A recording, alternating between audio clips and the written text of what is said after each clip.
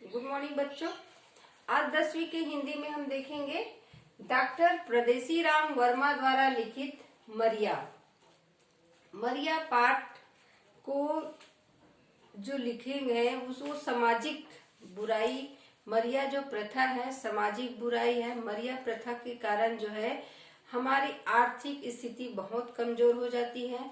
मरिया प्रथा को देखे कि मरिया में जो भोज खिलाते हैं उसमें इतने सारे व्यंजन और उस व्यंजन को खिलाने में लोगों की हैसियत, तो बड़े बड़े लोग ये जो प्रथा है उसको चला रहे हैं और उसका देखा जो है वो छोटे लोग भी कर रहे हैं और ये जरूरी भी है। प्रथा जो है समाज में एक बंधन है कि सबको मरिया में खाना खिलाना जरूरी है। अगर नहीं खिलाते हैं तो दंड स्वरूप दिया जाता है, दंड दिया जाता है, तो ये जरूरी माना गया है। तो जितना उसको खिलाना है उतना नहीं, जो जरूरी है वो जो सब खिलाते उतना ही खिलाना है, अपने हैसियत के अनुसार नहीं खिलाना है। तो ये बुरी प्रथा, इसके बारे में सोचे परदेसी राम वर्मा ने सोचे कि इतनी बुरी प्रथा है जिसको चले आ रहा है तो इसको बंद किया जाए, इस कुप्रथा को बंद किया जाए। लोगों की मृत्यु के बाद भोज कराना और उसके भोज के पीछे उनकी आर्थिक स्थिति कमजोर हो जाना, ये कारण, तो इस प्रथा को बंद कर दिया जाए, ये कुप्रथा को बंद कर दिया जाए, क्योंकि इससे जो है लोगों की आर्थिक स्थिति में कुछ सुधार आ सकता है और उसकी मदद करने के बजाय उसके घर का पूरा जो स्थिति है उसको और खराब कर देना, ये गलत बात है। तो इस प्रथा को हटाना चाहिए, दूर करना चाहिए। तो इस सामाजिक प्रथा को समाज में उठाया गया, समाज में इसको रखा गया कि ये कुप्रथा को बंद किया जाए। तो धीरे धीरे ये कुप्रथाएं जो है बंद हो गया। ये कुर्मी समाज का ही था और ये अब धीरे धीरे समाप्त हो गया है। अब हमारे समाज में भोज जो है सादा सिंपल खिलाया जाता है, जैसे उसकी हैसियत हो या ना हो, वो सादा दाल भात ही खिलाते हैं, क्योंकि बहुत सारे मेवा मिष्ठान खिलाने से कोई किसी को कुछ मिलता नहीं है। ऊपर से उसकी आर्थिक स्थिति कमजोर हो जाती है और वो ना चाहते हुए भी उसको खिलाना पड़ता है, चाहे खेती बेच के हो, चाहे कर्जा करना हो, जैसे भी स्थिति हो। तो इससे छुटकारा पाने के लिए इस प्रथा को बंद करने का प्रयास किए हैं और इसी के प्रयास के नतीजे आज ये प्रथा जो है, कुप्रथा जो है, आज समाप्त हो गई है। तो लोगों को ज्यादा तकलीफ नहीं होती है, सादा भोजन कराते हैं और उससे इसको कोई तकलीफ नहीं होती है। तो परदेसी राम जो वर्मा है वो, उसका जन्म 18 जुलाई 1947 को भिलाई संयंत्र के करीबी गांव लिमतरा में हुआ। उन्होंने छत्तीसगढ़ी एवं हिंदी में उपन्यास, कथा संग्रह, संस्मरण, नाटक एवं जीवनी आदि का लेखन किया है। उनके छत्तीसगढ़ एवं हिंदी के 9 साक्षरों के लिए भी उन्होंने पुस्तकें लिखी थी। जो पहले प्रौढ़ शिक्षा निकला था, लोगों को जो निरक्षर थे उसको पढ़ाने के लिए जो प्रौढ़ निकाले थे कि सबको पढ़ाओ, जो औरतें हैं या जो कभी कभी बच्चे जाते थे, किसी कारणवश नहीं जा पाते थे स्कूल, निरक्षर रहते थे, वो भी पढ़ते थे, बड़े बुजुर्ग पढ़ते थे जो निरक्षर थे। तो प्रौढ़ शिक्षा निकाले थे, सबको साक्षर करना है, सबको कम से कम उसको नाम लिखना, पढ़ना, गिनती ये आ जाए। तो उसके प्रयास वो बहुत सारे पुस्तक भी लिखे थे। और आरूप फूल जो स्वर्गीय देवदास बंजारे हैं उसके याद में जो आरूप फूल लिखे, उसको माधवराव सप्रे सम्मान भी उसको मिला था। और आवाज जो पुस्तक उन्होंने लिखे वो पंडित रविशंकर शुक्ल विश्वविद्यालय में एमए के पाठ्यक्रम में रखा गया है। तो ये है परदेसी राम वर्मा के द्वारा लिखित जो है मरिया, जिसमें कुप्रथाओं को समाप्त करने के बारे में बताया गया है। संझौती जल्दी नांगल ला ढील दे कर बेटा, रामचरण अपन इकलौता पोसवा बेटा ला समझाई। तो रामचरण जो है अपने बेटे को समझा रहा है कि नांगर जो मवेशी है वो भी बंधा हुआ रहता है, उसको भी आराम चाहिए और उसको भी खाना चाहिए, क्योंकि दिन रात वो भी नहीं कर सकता, तो तुम्हारे साथ साथ उसको भी आराम की जरूरत है। तो जल्दी ही जो हल चलाते हो उसको जल्दी बंद कर दिया करो, ताकि मवेशी भी आराम करे। रामचरण के भाई मुचले हास दिस, हासत देखिस तब ओकर बेटा सी कुमार पूछिस, काबर हासे दाई, ददा हा बने तो किहिस, समझौती जल्दी ढील दे कर दे, नांगर ला काबर हासी, काबर ऐस भाई। जब उसकी माँ हंसने लग जाती है तो पूछते हैं कि क्यों हंस रहे हो, जो मेरे बाबूजी जो बोले हैं जल्दी नांगर ढीलने के लिए, तो वो सही बात तो बोले हैं, इसमें हंसी वाली कौन सी बात है। अब उसकी माता दाई किहिस, देख बेटा तोरो अब लोग लइका हो गे, तोर उम्र बाढ़ गे, फिर तोर दादा के माया ला मैं देखथाऊंगा, दादा बर लइका हा जन्म भर लइके रहिथे, तेमा एक ठन बेटा, एक बेटा और एक आंखी के गजब माया गा, ढोकरा में माया ला देखे तब हास पड़े।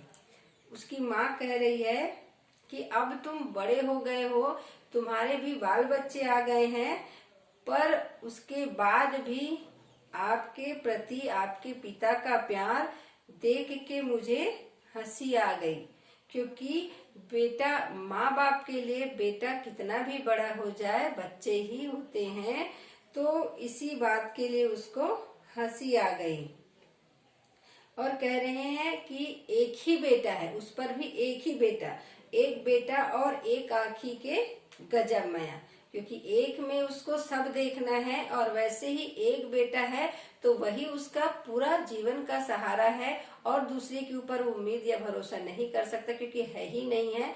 तो एक आंख का कहते हैं कि एक आंख में बहुत, क्योंकि एक ही आंख से उसको दुनिया देखना है, सारा संसार देखना है, सुख दुख देखना है, तो उस पे बहुत लगाव रहता है। वैसे ही एक बेटा है उसके सुख दुख का साथी, और उसी के आधार, तो उस पर तो माया करेंगे ही, दया रखेंगे ही, प्रेम करेंगे ही।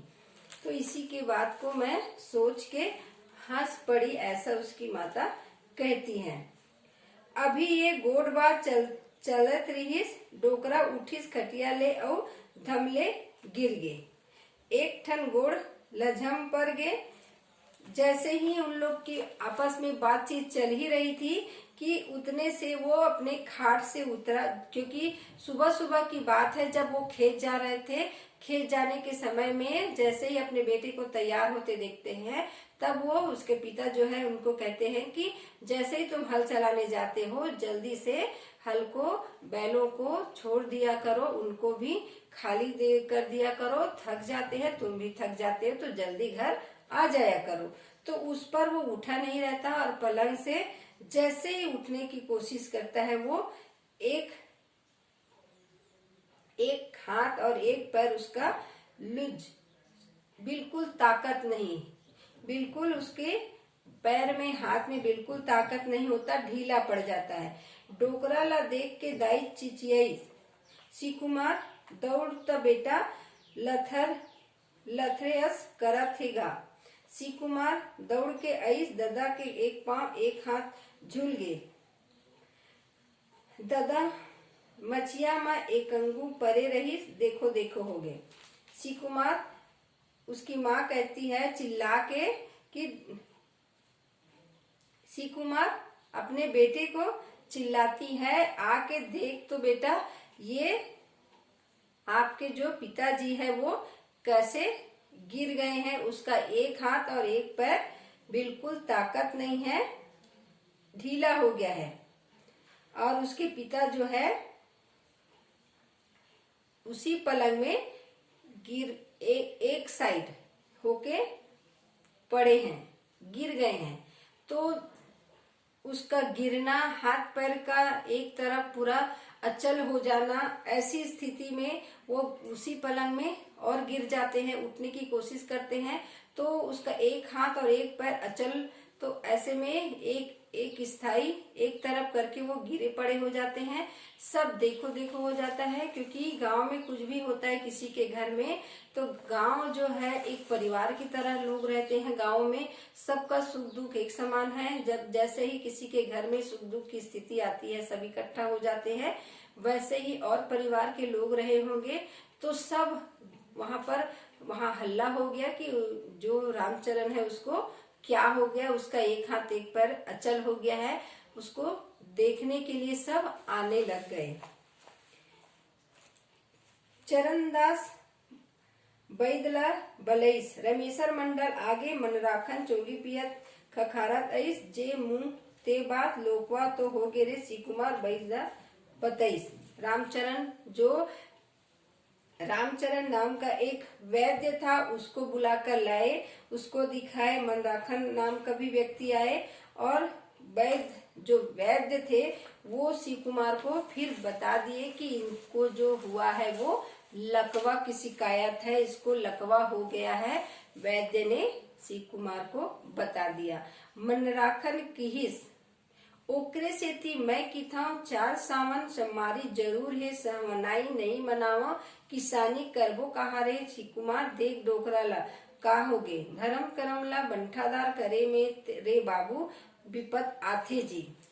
मनराखन कहने लग गए कि गांव में जो हमारे गांव तरफ ये मान्यता है कि जैसे ही हरेली का त्योहार मनाते, हरेली त्योहार जो है त्योहारों का शुरुआत है। सबसे पहले त्योहारों का शुरुआत हरेली त्योहार से होता है। उसके बाद गांव में 5 क्योंकि सरनाई का ये मनाते हैं। 5 रविवार को सब काम बंद करके उस दिन गांव में कोई काम नहीं करते, त्योहार मनाते हैं। तो कहते हैं कि इसको मनाना जरूरी है, सवनाही है। सवनाही का मतलब है कि गांव में बुरी जो बैक्टीरिया है, बुरी आत्माएं हैं जो गांव को बिगाड़ते हैं, मवेशी को हैजा, मलेरिया, बहुत सारी बीमारी है उसको फैलाते हैं, उसको दूर भगाने के लिए गांव में जो गांव बनाते हैं, गांव में जो 5 जो त्योहार मनाते हैं, तो वो इसीलिए मनाया जाता है कि किसी प्रकार की कोई विपत्ति गांव में ना आए।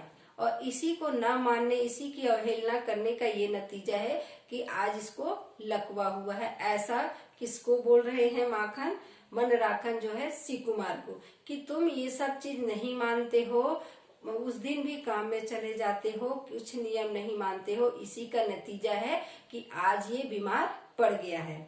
क्योंकि गांव में 5 4 जितना भी हो सके संडे को उन लोग त्योहार जैसे मनाते हैं, कोई काम में नहीं जाते हैं। कारण यही है कि किसी प्रकार की विपत्ति गांव में ना आए। पहले के जमाने में हैजा को, मलेरिया को और जो बीमारी होता था उसको वही देवी का प्रकोप माना जाता था। पूजा करते थे, गांव में रहते थे, गांव बनाते थे ताकि कोई प्रकार की बीमारी गांव में मत पड़े। जानवरों में भी खुरहा, कई प्रकार की बीमारी आते हैं ना, तो वो मत हो, इसी प्रकार से वहां पर त्योहार मनाते हैं।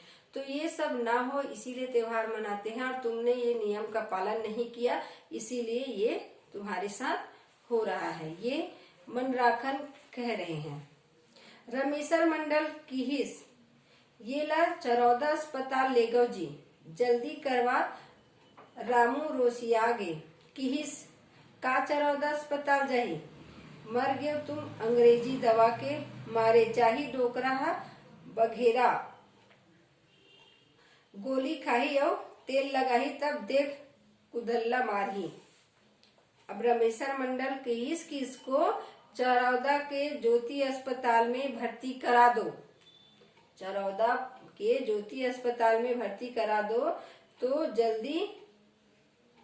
तो इस पर रामू रोसियागे कहिस कि चरौदा अस्पताल ना जाके जो आयुर्वेदिक इलाज है, अंग्रेजी दवा में ना करके आयुर्वेदिक दवा में इलाज करके इसको बघेरा ले चलो, और वहां का जो आयुर्वेदिक दवा ये खाएगा, लगाएगा, तो बहुत जल्दी वो ठीक हो जाएगा, स्फूर्ति आ जाएगा और अच्छे से वो हलेंगे चलेंगे।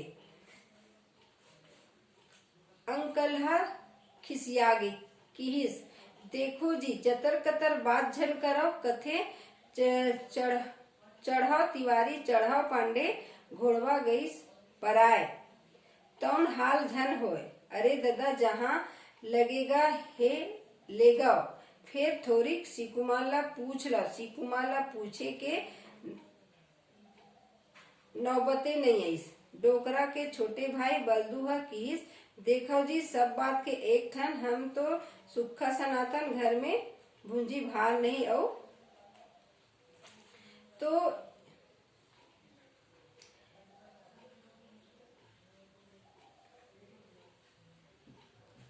कहने का मतलब ये है कि हम जो काम कर रहे हैं वो करने वाले कौन है उसको पूछो। जो ले जाने वाले हैं, कहाँ ले जाने वाले हैं, क्या करने वाले हैं, कैसा पैसा लगाने वाले हैं, उसको पहले पूछो। क्योंकि हम नहीं देने वाले हैं, पड़ोसी देने वाले नहीं हैं। उनके जो सगे भाई हैं, जो रामचरण के सगे भाई है, वो भी कह दिए कि मेरे पास कुछ नहीं है। जो ले जाएंगे, जिसके पास पैसा है वो जाने कहाँ ले जाना है, क्योंकि जैसी हैसियत होगी वैसे ही उसको ले जाना पड़ेगा। जहाँ इधर जाओ उधर जाओ कहने से कोई मतलब नहीं है। दूसरा बोलने बस है, करेगा कौन? जो घर का है और जो उसकी जवाबदारी लिया है, जिसके पास पैसा है और जो कर सकता है वो जानेंगे। दूसरे अगर कहते हैं यहाँ जाओ वहां जाओ, ये काम करो वो काम करो, कहने के लिए है, करने के लिए कोई नहीं है। तो करेंगे कौन? उससे पूछो, वो ले जाएगा। ये वो कहते हैं रमेशर मंडल। अंकलहा ओकर बाद ला काट के अंकलहा की, देख बलदू घर में रहा ते झन रहा है, सेवा करे बर पर ही लेवा वेला जल्दी। तो उसके बाद जब उसके भाई ने कहा बलदू ने कि मेरे पास कुछ नहीं है, मैं सुक्खा संक्रांत हूँ, मेरे पास कुछ नहीं है, मैं नहीं दे सकता। तो उसके बाद अंकलहा कहते हैं कि आपके पास रहे या ना रहे, जो बीमार पड़ गए हैं उसको तो ठीक कराना ही है कैसे भी करके, तो इसको जल्दी से लेके चलो। बीमार है, आपके पास पैसा रहे ना रहे, इलाज जरूरी है, तो इसको पहले ले जाने के बारे में सोचो, कैसे भी करके इसका इलाज जरूरी है। मचोली में एक अंगू सूते सूते डोकरा खांसिस किहिस, देखा जी अब मैं ज्यादा दिन के सगा नोहा, यही गांव में जन्मे, यहाँ खेले कूदे, यही जवान होए, यही बुढ़ा गए और यही बीमार हो गए। तब भैया यही मरम द मोला, मोर 10 उंगली के विनय है। पलंग में सोए सोए तभी रामचरण जो बूढ़ा है वह कहते हैं कि सबको समझाते हुए कहते हैं कि मैं ज्यादा दिन के यहाँ सगा मतलब ज्यादा दिन के यहाँ साथी नहीं हूँ, मैं यहीं जन्म लिया हूँ, यहीं खेले कूदे बड़ा हुआ हूँ, जवान हुआ, यहीं बुढ़ापा आया है और यहीं बीमार पड़ा हूँ, तो मुझे यहीं पर मरने दो, मैं कहीं जाकर और मरना नहीं चाहता हूँ। मेरा जीवन यही जिया हूँ तो मैं मरना भी यही चाहता हूँ और कहीं जाना नहीं चाहता हूँ। मुझे कहीं मत ले जाओ, मुझे यहीं रहना है, यहीं मरना है। लोगों की यही मनोव्यथा होती है कि जहाँ हम जन्म लिए हैं हमारी मृत्यु हो, और बुजुर्गों का और खासकर जहाँ पर रहते हैं वहीं का मोह हो जाता है और वहां से कहीं जाना नहीं चाहते। उनको लगता है कि हमारे आखिरी समय में हम यहीं रहें, हमारा जीवन यहीं बीते और हमारा अंतिम सांस यहीं पर निकले।